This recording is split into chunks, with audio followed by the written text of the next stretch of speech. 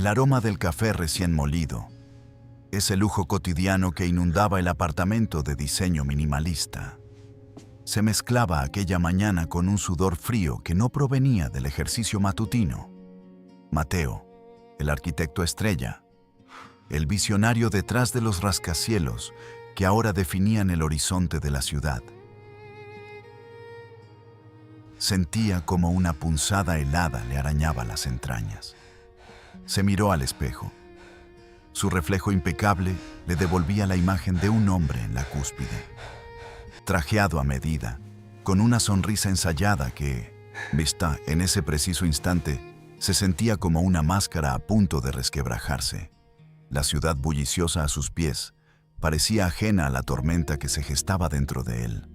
Un huracán de vergüenza y miedo que amenazaba con derrumbar el imperio de apariencias que había construido con tanta meticulosidad. Ladrillo a ladrillo, mentira a mentira. Su madre. Esa simple palabra era un eco distante de un pasado que había intentado borrar con la obstinación de un artista que reniega de sus primeros bocetos. Elena, con sus manos curtidas por la tierra, su piel tostada por el sol de los campos y una mirada que guardaba la sabiduría ancestral de quien ha vivido de la paciencia de la naturaleza, estaba a punto de irrumpir en su vida, no como un recuerdo lejano, sino como una presencia tangible, inminente. El tic-tac del reloj en la pared de mármol de su sala de estar sonaba como una cuenta regresiva implacable, marcando el arribo de la verdad. Una verdad sencilla y humilde que él, en su ambición desmedida, había convertido en la mayor de sus pesadillas. La verdad de sus orígenes, el barro bajo sus uñas, el olor a leña y a sudor campesino que se negaba a abandonar el tejido más profundo de su ser, a pesar de los perfumes caros y las sedas finas que ahora vestía. Mateo vivía en un universo de cristal y acero, un mundo donde el éxito se medía en contactos, en diseños audaces o en artículos de revistas de alta sociedad que lo presentaban como el epítome del self-made man moderno. Había pulido cada arista de su personalidad, cada detalle de su biografía.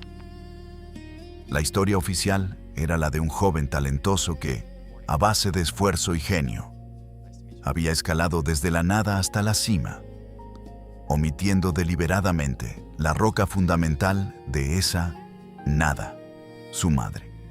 Su madre, que había labrado la tierra con una fe inquebrantable y que había tejido sus sueños con hilos de sacrificio y lágrimas, que le había dado hasta el último de sus centavos para que pudiera comprar un billete a esa ciudad deslumbrante y, con él, una promesa de futuro. Ella era su ancla y al mismo tiempo el grillete invisible que amenazaba con arrastrarlo al abismo de su pretensión. El conflicto no era nuevo, pero ahora adquiría una urgencia hiriente. Elena había anunciado su llegada hacía semanas, a una visita que Mateo había intentado posponer con excusas cada vez más transparentes, hasta que no pudo más. Ella quería verlo. Quería conocer el mundo que él había conquistado, compartir su alegría. ¿Y él? ¿Cómo le negaba eso a la mujer que le había dado todo? La respuesta, amarga y cobarde, se gestaba en el fondo de su conciencia. No negaría su visita. Negaría su identidad. La idea había surgido como un susurro malévolo en los recovecos más oscuros de su mente. Un escape fácil, una solución temporal para un problema que él percibía como una catástrofe social. Sus amigos, sus socios, su novia de sociedad, Clara, que personificaba todo lo que él anhelaba y temía. Sofisticación, pedigrí, una aparente ausencia de pasado humilde. ¿Cómo encajaría Elena, con sus manos ásperas y su acento campestre, en ese mosaico de perfección? ¿Valía la pena todo esto? ¿Valía la pena el peso de esa mentira, de esa traición, por mantener una fachada? Una parte de él, En esa parte que recordaba las noches frías acurrucado junto a su madre, el olor a tortilla de maíz, las canciones de cuna murmuradas con ternura, gritaba en protesta.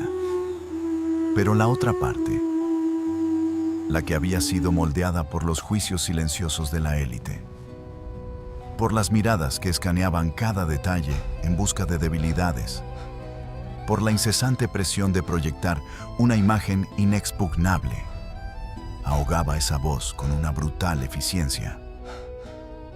¿Qué dirían si supieran que el aclamado Mateo, el arquitecto de vanguardia, era hijo de una campesina sin educación, de una mujer que solo conocía el mundo a través de la tierra que cultivaba? La vergüenza era un veneno lento, sutil, que corroía el alma de Mateo desde el primer momento en que pisó esa ciudad y vio la abismal diferencia entre su origen y el destino al que aspiraba. El desarrollo de su vida había sido una huida constante de sus raíces. Cada diploma, cada premio, cada artículo en prensa, y era un ladrillo más en el muro que levantaba entre su presente y su pasado. Recordaba con una claridad dolorosa el día en que su madre le entregó sus ahorros, doblados con cuidado en un pañuelo. Mateo, hijo mío, vuela alto, no mires atrás. Solo piensa en lo que puedes llegar a ser. Esas palabras, destinadas a ser un impulso, se habían convertido en una condena silenciosa. En su mente distorsionada, no mirar atrás significaba no reconocer de dónde venía, quién lo había impulsado, y el ser que ella imaginaba. Un hombre orgulloso de sus raíces se había transformado en un simulacro de sofisticación, un hombre que se negaba a sí mismo. Su ascenso había sido meteórico. Primero como un estudiante becado que devoraba libros en la biblioteca, luego como un joven promesa en un estudio prestigioso y finalmente como el fundador de su propia firma, Horizonte Urbano. Los proyectos llovían, los premios se acumulaban, la gente hablaba de su visión, de su audacia. Nadie sospechaba la fragilidad de su armadura, la fisura que se abría en el centro de su ser. Elena, desde la distancia, lo llamaba regularmente, sus palabras sencillas y llenas de amor. Le contaba de la cosecha, de los vecinos, de la lluvia que tanto esperaban. Mateo, con el teléfono pegado a la oreja mientras firmaba contratos millonarios o supervisaba planos complejos, respondía con monosílabos, su voz teñida de una impaciencia que se esforzaba por ocultar. Cada llamada era un recordatorio incómodo de un mundo que había decidido dejar atrás, un recordatorio de la deuda impagable que tenía. La semana previa a la llegada de Elena fue un infierno personal. Mateo se volcó en el trabajo, como si el exceso de actividad pudiera ahogar el ruido de su conciencia. Diseñaba con una furia contenida, sus planos más audaces que nunca, como si al construir edificios más grandes pudiera, de alguna manera, empequeñecer la verdad que se acercaba. Clara, su novia, notó su nerviosismo. «Estás estresado, mi amor.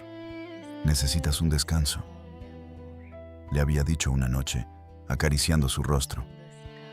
Mateo había forzado una sonrisa, pensando en cómo le explicaría a Clara la presencia de una mujer mayor y humilde en su perfecto apartamento. Una mujer que no encajaba en ninguna de sus narrativas cuidadosamente construidas. La mentira se cocinaba a fuego lento, alimentada por el pánico. Y entonces, un día, mientras revisaba los horarios de vuelo, la idea se cristalizó, fría y precisa. La señora de la limpieza. Sí, eso sería. Una solución simple, temporal, discreta. Una forma de mantener a Elena cerca, pero lo suficientemente lejos de la verdad para proteger su imagen. El reenganche, el punto de no retorno, llegó con una notificación en su teléfono. Vuelo L789, aterrizaje previsto en 30 minutos. El corazón le dio un vuelco. No había vuelta atrás. Ya estaba en el aeropuerto, esperando junto a la puerta de llegadas nacionales y rodeado de viajeros cansados y abrazos jubilosos. La mentira ya estaba formulada en su mente, la había ensayado, pulido, casi creído. Se había dicho a sí mismo que era por el bien de Elena, para que no se sintiera incómoda en su mundo. Una justificación patética para una cobardía monumental. Justo en ese momento, su socio principal, Ricardo, y Clara, su novia, a quienes había invitado a almorzar, lo llamaron para decirle que estaban a punto de llegar al aeropuerto para recogerlo y luego ir a comer. El plan original era que Elena se instalara en el apartamento y luego él se reuniera con ellos. Pero ahora se toparían con ella. El pánico se apoderó de él. Entonces la vio. Elena. Atravesando la puerta de llegadas, una figura pequeña y resuelta, con su viejo bolso de tela al hombro y una maleta de cartón atada con un lazo.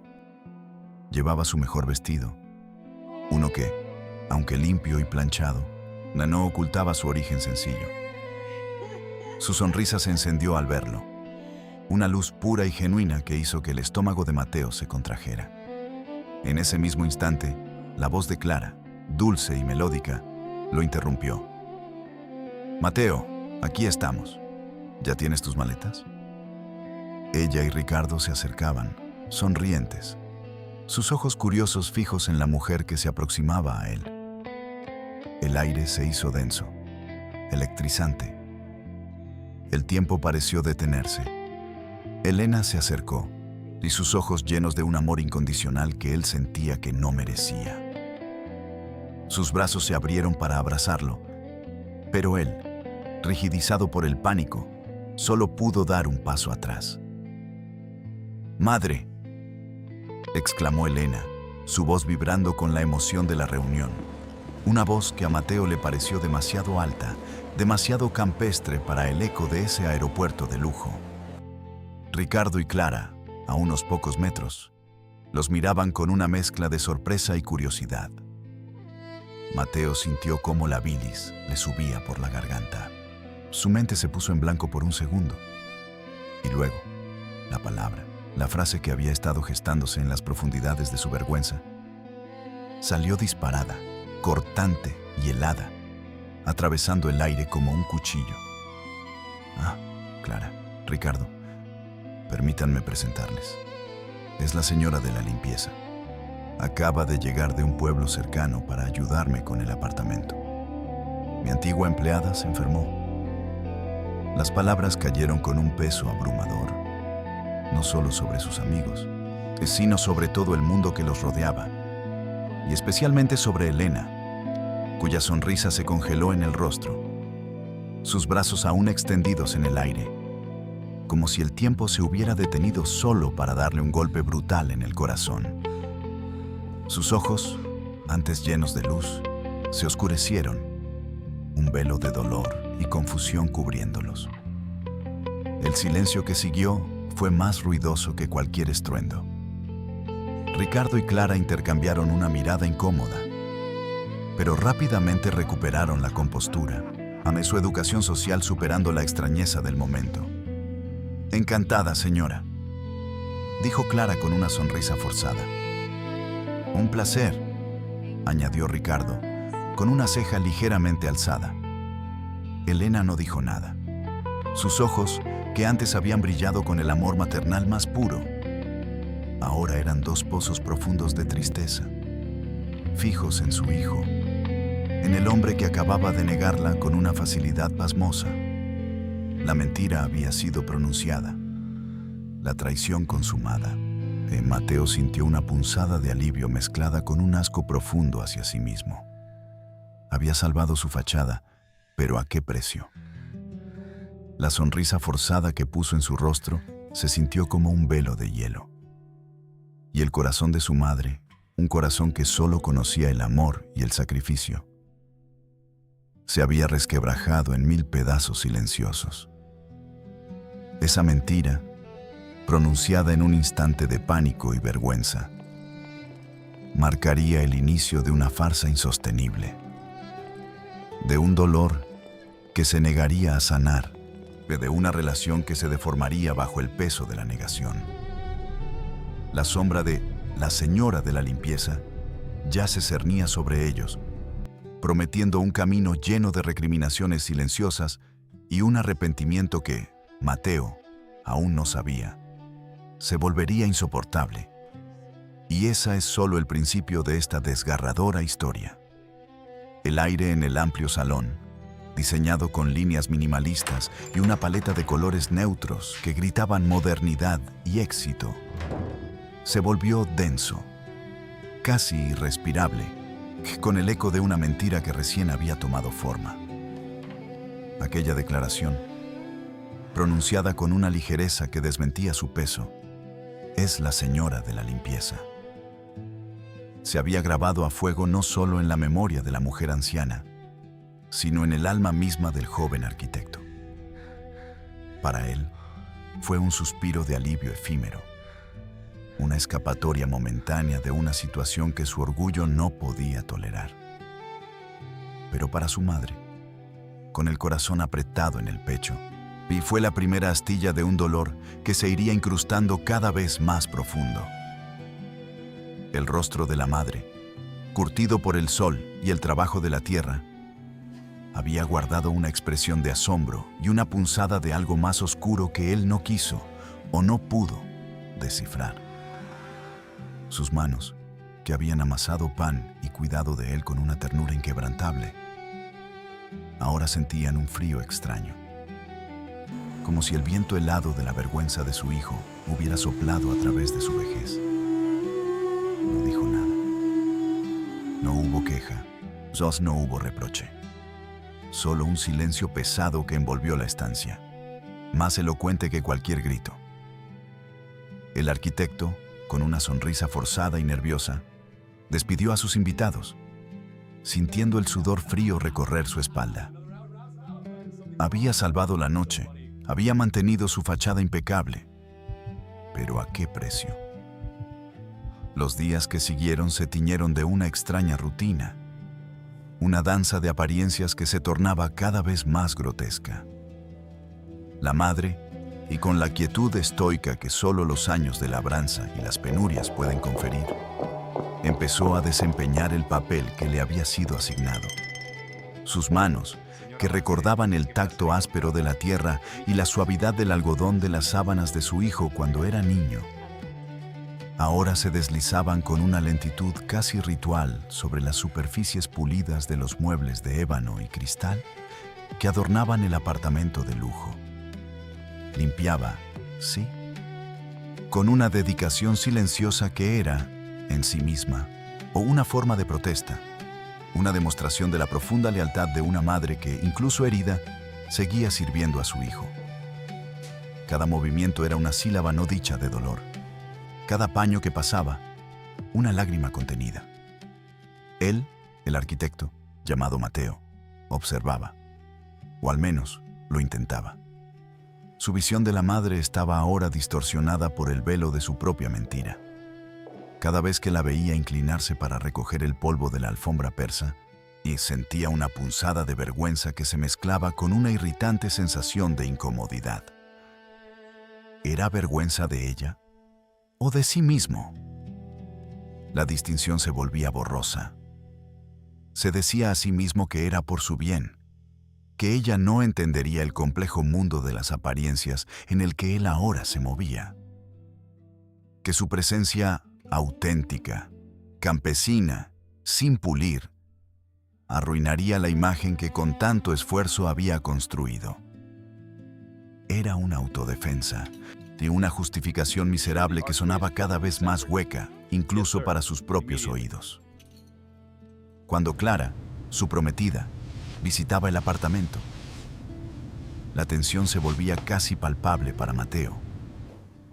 Clara, con su elegancia innata y su sonrisa radiante, trataba a la señora de la limpieza con una cortesía amable, casi condescendiente. «¿Qué manos tan trabajadoras tiene su madre, Mateo?», llegó a comentar un día, al verla limpiar los cristales con una dedicación minuciosa. Pero la ironía era tan cruel que Mateo sintió un nudo en el estómago. Sí, es muy dedicada, murmuró, evitando la mirada de su madre, que en ese momento estaba enjugando una lágrima invisible de la esquina de su ojo. Clara, ajena a la profunda grieta que se abría bajo sus pies, incluso le pedía a la madre que le preparara alguna de esas recetas tradicionales y deliciosas que, según Mateo, la señora de la limpieza conocía. La madre accedía, con la misma dignidad silenciosa, y los guisos que preparaba sabían a hogar, a cariño, a un pasado que Mateo intentaba borrar. Y la ironía era que Clara los devoraba con gusto, sin saber que cada bocado era una bofetada a la verdad. El problema, sin embargo, no tardó en escalar más allá de las paredes de su apartamento. Mateo era un arquitecto en ascenso, y su apartamento era a menudo el escenario de reuniones sociales con colegas, clientes y figuras influyentes. Cada vez que llegaba una visita, Mateo sentía una oleada de pánico. Sus ojos buscaban a su madre, asegurándose de que estuviera fuera de la vista, en la cocina o en alguna habitación trasera. Si aparecía, él se apresuraba a darle alguna instrucción sobre dónde limpiar o qué servir, con una voz tensa y forzadamente profesional, que a duras penas disimulaba la urgencia de su miedo. En una ocasión, durante una cena con un inversor muy importante y su esposa, la madre, ataviada con un delantal pulcro y una mirada apagada, y entró en el comedor para recoger unos platos. El inversor, un hombre corpulento y de voz sonora, la detuvo con una amable pregunta. «Disculpe, señora, ¿es usted la que prepara estos maravillosos postres? Son exquisitos». La madre, tomada por sorpresa, se quedó inmóvil, con los ojos fijos en su hijo. Mateo sintió que el corazón se le salía del pecho. «Sí, ella es, señor Ramírez», se apresuró a interponer Mateo, con una sonrisa tensa. «Es nuestra ama de llaves, y tiene un don para la cocina tradicional». El hombre sonrió, complacido, y la madre, con un temblor casi imperceptible en sus manos, asintió y se retiró, llevándose consigo no solo los platos, sino también un pedazo más de su alma.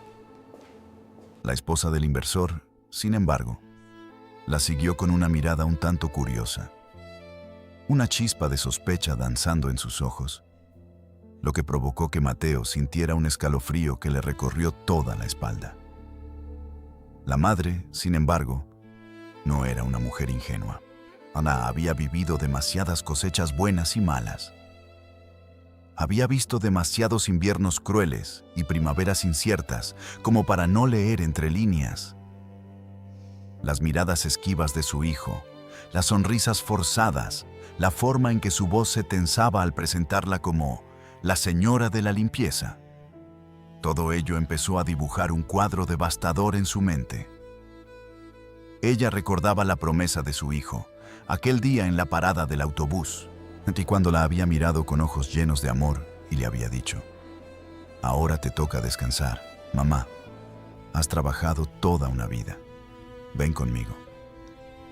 Pero ahora, ese descanso se había transformado en un trabajo ingrato, y esa promesa en una cadena invisible de vergüenza. Una tarde, mientras Mateo estaba en una importante reunión en su estudio, Clara se encontraba en el apartamento, preparando unas flores frescas. La madre estaba en la cocina, ordenando, cuando Clara, con su habitual dulzura, le pidió ayuda para alcanzar un álbum de fotos que estaba en una estantería alta del despacho de Mateo. «Es que me gustaría mostrarle a Mateo unas fotos de mi viaje a Italia», dijo Clara, sonriendo. La madre, con su habitual diligencia, subió a una pequeña escalera para alcanzar el álbum. Al hacerlo, su mano rozó una caja polvorienta en el fondo de la estantería, que cayó al suelo, esparciendo su contenido. Eran viejas fotos, entre ellas, una amarillenta instantánea de un niño sonriente. Mateo ve con las manos manchadas de tierra, abrazando a una mujer joven, radiante, con una flor silvestre en el cabello. La madre de Mateo. Y debajo de la foto, garabateado con la caligrafía infantil de su hijo: mi mamá y yo, en la finca. La madre se quedó inmóvil, la foto en sus manos temblorosas, mientras el corazón le latía con una ferocidad dolorosa. Clara, que se había acercado, miró la foto con una expresión de curiosidad.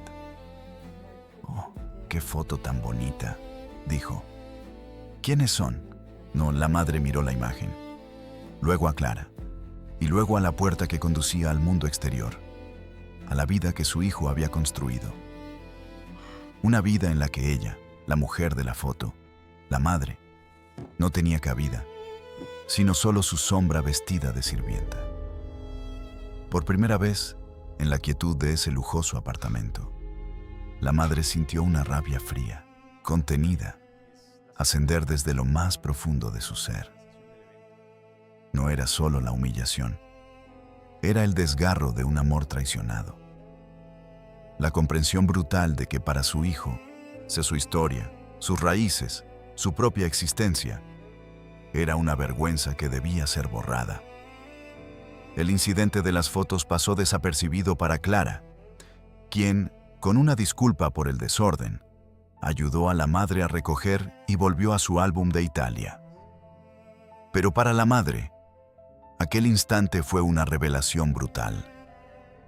El nudo en su garganta se hizo más fuerte, y sus ojos, antes resignados, comenzaron a albergar un brillo nuevo, una tristeza más profunda, sí, pero también una determinación silenciosa. Ella ya no era solo la señora de la limpieza a los ojos de los demás, sino a los suyos propios, en la mentira construida por su propio hijo. La imagen de aquel niño sonriente en la foto contrastaba cruelmente con la distante frialdad de su hijo adulto, atrapado en una jaula de oro. Mateo, ajeno a este descubrimiento, notó un cambio sutil en su madre. Su silencio se hizo más profundo, sus ojos más vacíos. Intentó acercarse a ella una noche, cuando Clara no estaba. «Mamá», dijo, con un tono de voz que no usaba desde hacía años, «estoy muy orgulloso de ti, de todo lo que has logrado». Las palabras sonaron falsas, huecas, incluso para él. Ella lo miró, y en su mirada no había ni reproche ni comprensión, solo una lejanía inmensa, como la que separa las estrellas del suelo. «Ya sé, hijo», le dijo ella, con una voz apenas audible. «Ya sé lo que soy para ti». Y se retiró a la pequeña habitación de servicio que él le había asignado. Un cubículo sin ventanas, y donde el olor a limpio y a soledad se mezclaban con los recuerdos de una vida en el campo. El invierno se cernía sobre la ciudad, trayendo consigo no solo el frío, sino también la proximidad de la gran fiesta de compromiso de Mateo y Clara.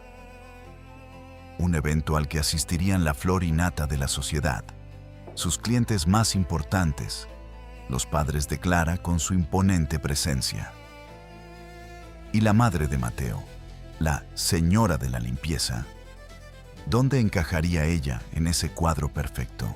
Y la pregunta torturaba a Mateo, convirtiendo cada día en un suplicio. La mentira que había construido con tanta prisa se estaba convirtiendo en una jaula, y él, el arquitecto de su propia prisión, empezaba a sentir el peso asfixiante de sus barrotes. No había salida fácil, y cada camino que vislumbraba llevaba a una destrucción, a una revelación que él temía más que a la muerte. Su mirada, anclada en la figura erguida de su hijo Mateo, era un abismo de emociones encontradas. La inmensa, de visceral ternura de la madre que ve a su retoño brillar, y la punzante, amarga tristeza de saberse borrada de su historia. Un fantasma en su propio triunfo. Las copas de champán tintineaban como campanas lejanas, celebrando una vida que Mateo había construido pieza a pieza, ladrillo a ladrillo, sobre una base de negación. Cada carcajada de los invitados, cada elogio a la maestría del arquitecto, la resonaba en el pecho de Elena como un eco distorsionado de los sacrificios y las noches en vela que habían pavimentado aquel camino. La tensión se intensificaba con cada minuto que transcurría.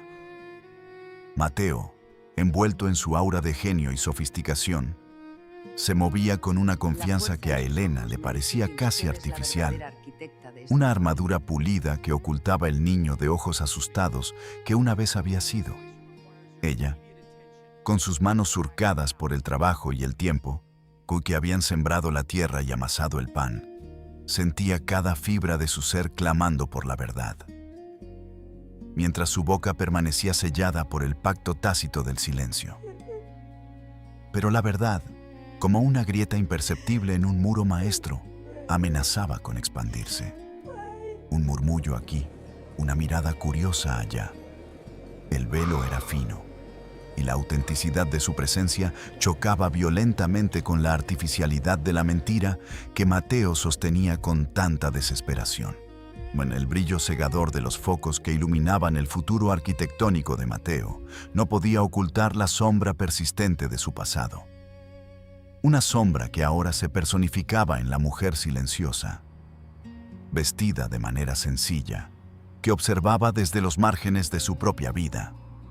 Este escenario grandioso, diseñado con precisión milimétrica para impresionar, era la culminación del sueño de Mateo. Las paredes de cristal reflejaban la luz de la luna artificial, proyectando una imagen de modernidad y audacia que era la firma de su genio. La élite de la ciudad, los mismos que le habían negado la oportunidad en sus inicios, ahora se agolpaban para felicitarlo, para estrechar su mano, para susurrar palabras de admiración en sus oídos. Entre ellos, Clara, una figura anacrónica, una nota discordante en aquella sinfonía de opulencia. Se mantenía erguida, con la dignidad que solo el campo y la honestidad más profunda pueden otorgar, un faro de verdad en un mar de conveniencias sociales.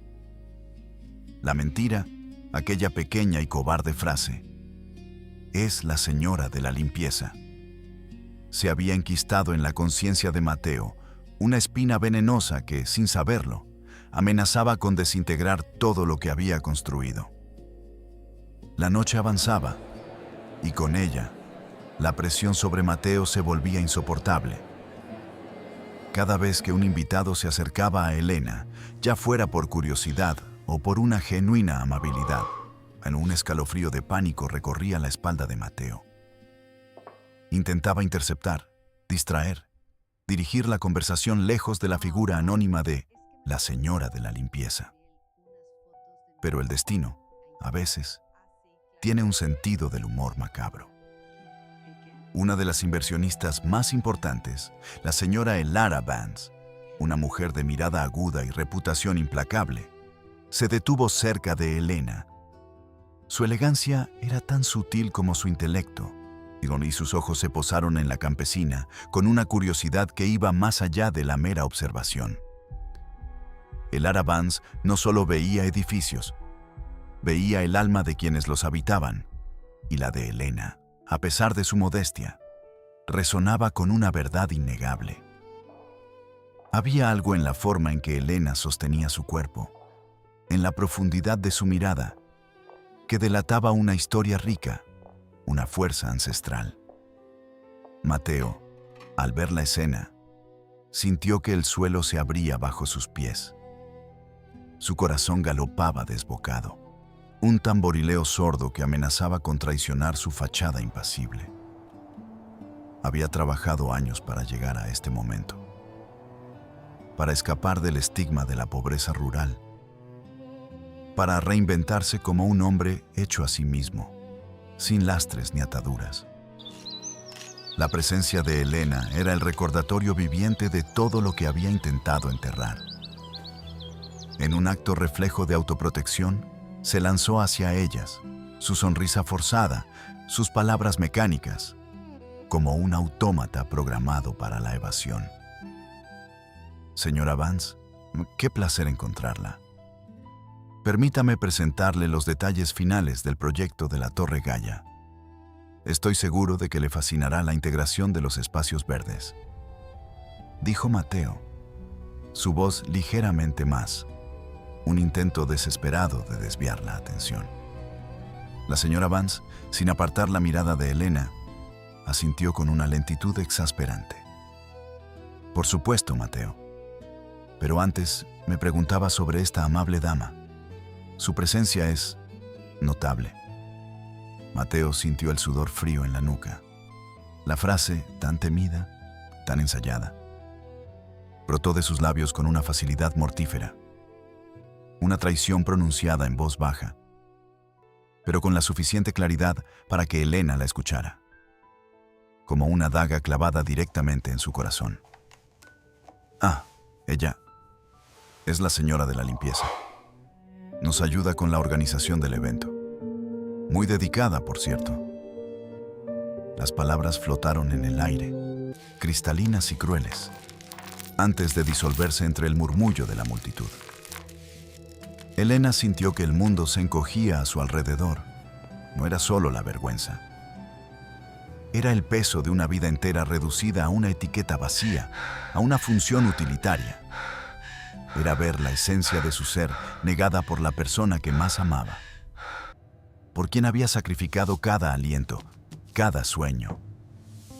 Recordó el día en que Mateo, aún un niño con las rodillas raspadas y la sonrisa franca, le prometió que nunca la olvidaría, que siempre la honraría. El eco de esa promesa ahora era un lamento lejano, ahogado por el ruido de las falsedades. Las lágrimas, rebeldes, me espicaban en sus ojos, pero se negó a derramarlas. Su dignidad era lo único que le quedaba, el último bastión de su identidad.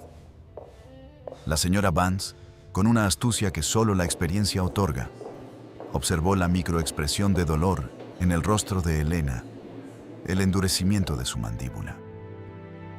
También notó la tensión en el semblante de Mateo, la forma en que sus ojos esquivaban los de su madre. Un baile incómodo entre la negación y la verdad inminente. Elara había visto muchas fachadas, muchos imperios construidos sobre secretos y mentiras, y había aprendido a leer entre líneas, a percibir las disonancias en la armonía social. La señora Vance, lejos de dejarse engañar por la torpe mentira de Mateo, sintió una punzada de algo más profundo. Una conexión innegable entre la mujer sencilla y el brillante arquitecto. Había un parecido en la línea de la mandíbula, en la fuerza tranquila de sus ojos, un legado genético que Mateo intentaba borrar con un alfiler. Mientras Mateo intentaba desesperadamente cambiar de tema, exhibiendo planos y maquetas con una verbosidad forzada, Elena, impulsada por una fuerza que no sabía que poseía, dio un paso adelante. No fue un movimiento impulsivo de rabia, sino la lenta y deliberada progresión de una mujer que había soportado demasiado. Sus ojos se fijaron en los de su hijo, una mirada que contenía años de amor incondicional, de noches sin dormir, de manos cansadas por el trabajo duro.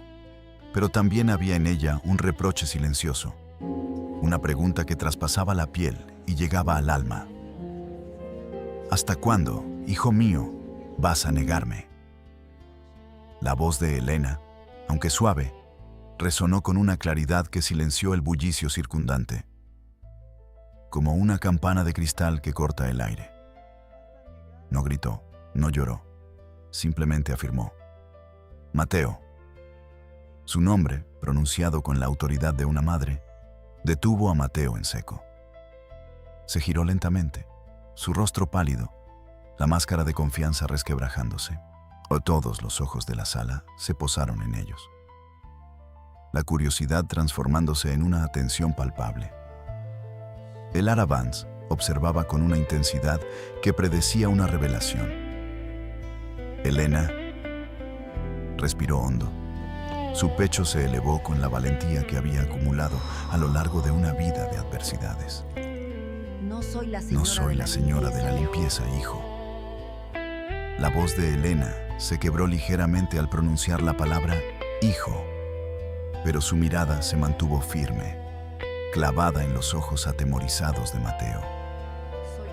Soy tu madre. Te soy Elena, la mujer que te dio la vida, que te crió en el campo con sudor y sacrificio, la que cosió tus ropas y te enseñó a no avergonzarte de tus raíces.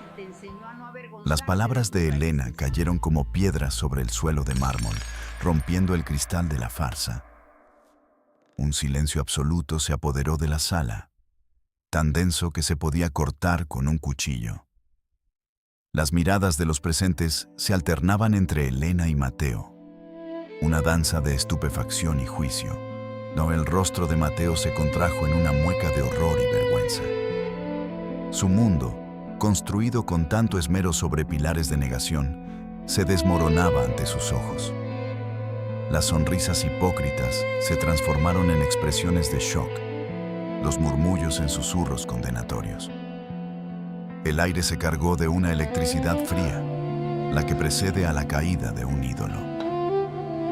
El Ara Vance, sin embargo, no mostró sorpresa. Una leve sonrisa apareció en sus labios, no de burla, sino de una profunda comprensión. Dio un paso hacia Elena, ignorando por completo a Mateo, que parecía haberse petrificado. Elena, ¿verdad?, dijo la señora Vance, su voz cálida, extendiendo una mano a la campesina. Es un honor conocerla.